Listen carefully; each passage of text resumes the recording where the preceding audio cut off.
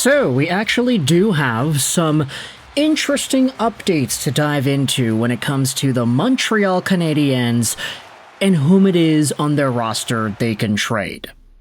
This is a conversation we had already introduced earlier in the show. I think we talked about it last week, something like that. But now we are diving into it one more time because of a new article published. This was on TVA Sports from earlier, 3 days ago, by Nick Cloutier, and it is something that I think we should dive into because it could be a super big trade opportunity for the Montreal Canadiens. So, without further ado, I'm going to leave a link in the description to this post made by Cloutier.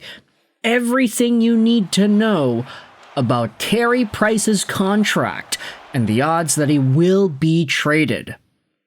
Last time, we had spoken about the idea of trading Price because his contract is kind of an albatross. Yes, it's true that his $10+ million AAV has just been placed on the LTIR every year, but there also is the concern that says that, hey, if you use LTIR space, if your rookies end up achieving their bonuses, you will get cap overage penalties the year after. That's been a pretty common trend because Montreal Canadiens rookies and young guys happen to be pretty good. You also have the fact that it's forced the Canadiens to go into the LTIR every single year, which is obviously not ideal. It's not terrible. Obviously, you can use LTIR space to spend more money than you would have been able to otherwise, and you can go over the cap, etc., etc., but still, having less... Oh man, I don't want to use the word baggage, but having less baggage on your salary cap management is just, in theory, better.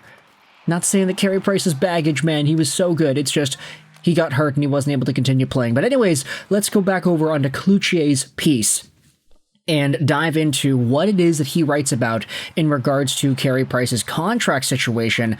Will Carey Price be traded this summer, having been out of action since 2022? Nobody can predict that. However, it's believed that resigning his contract has never been more likely than it is now.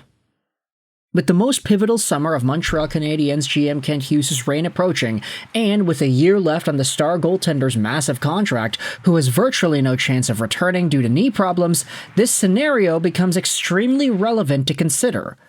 Why is the contract tradable? Why would Hughes want to trade the contract when he could let the final year lapse? Why would a team want the contract of a player who hasn't played since 2022? The information circling on the subject is confusing. Price is no longer around. He is no longer accessible to the media.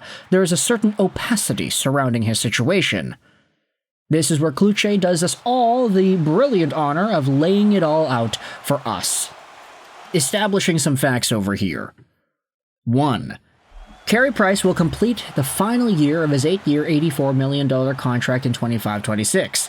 His salary for the upcoming season is $7.5 million. Isn't it more like $2 million? No. In addition to his base salary of $2 million, we must add the final signing bonus that Price is due to receive, which is $5.5 million. It has been reported on some platforms that this bonus will be paid to Price on July 1st. We are told that instead it'll be paid on September 1st, information that our colleague Renaud Lavoie has corroborated for us.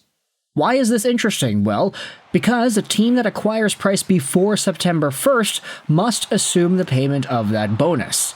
However, we have reason to believe that this bonus is largely covered by the insurance company with which the Canadiens do business.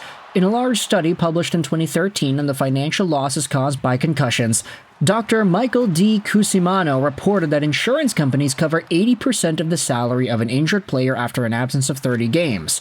However, a publication on the now defunct public database Cap Friendly, which was purchased by the Capitals, alluded in 2021 to a cap of 60% for the insurable salary of players aged 35 and over.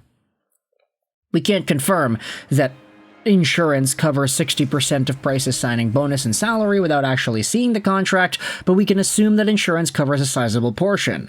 So the bonus may not be as big of an obstacle as one might think in Hughes' quest to offload Price's contract to another team.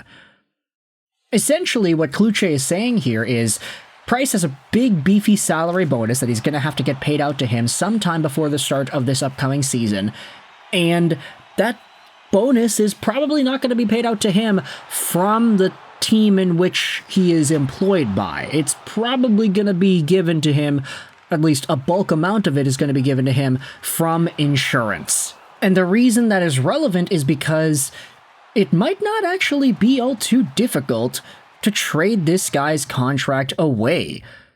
Yes, it's a big beefy dollar amount, but when you think about it, okay, if a team is acquiring him, they're not acquiring him because they want Carey Price and they think that he's going to play. Absolutely not. They'd only be acquiring him either to be helping out the Canadiens, to weaponize their cap space, or to reach the cap floor themselves. There are some teams that are really, really further down there in terms of their spending, and they just don't want to spend the money on free agents that are going to expire 5 years from now or something. They would rather just take a contract that's super beefy, have it on their payroll, and just say, yeah, we reached the cap floor, that's it, we're done.